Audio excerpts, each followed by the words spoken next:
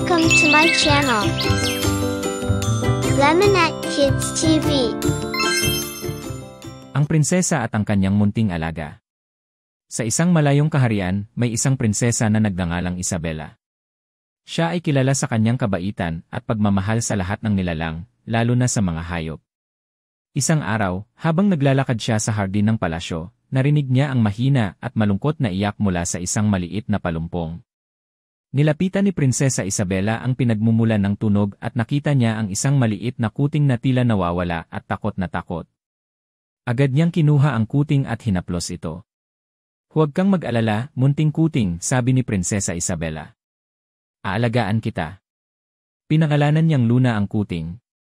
Mula noon, lagi nang magkasama sina Prinsesa Isabela at Luna. Magkasama silang naglalaro sa hardin, nagbabasa ng mga libro sa ilalim ng malaking puno, at minsan pa nga'y natutulog ng magkatabi. Si Luna ay naging tapat na alaga at kaibigan ng prinsesa. Isang gabi, habang mahimbing na natutulog si Prinsesa Isabela, narinig ni Luna ang isang kakaibang tunog mula sa labas ng silid.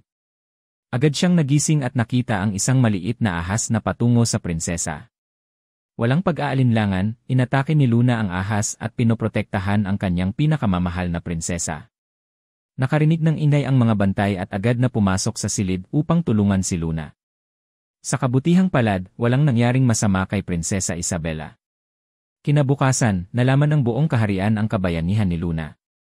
"Luna, ikaw ang aking bayani," sabi ni Prinsesa Isabela habang yakap-yakap ang kanyang munting alaga. "Salamat sa iyong katapangan at pagmamahal."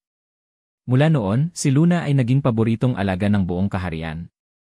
Si Prinsesa Isabela at Luna ay naging halimbawa ng tunay na pagkakaibigan at pagmamahal sa bawat isa, anuman ang laki o liit.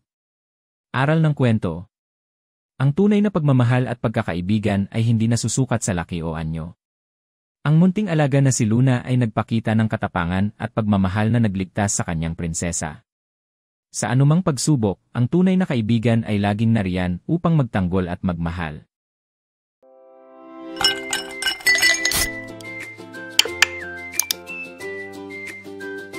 Please subscribe.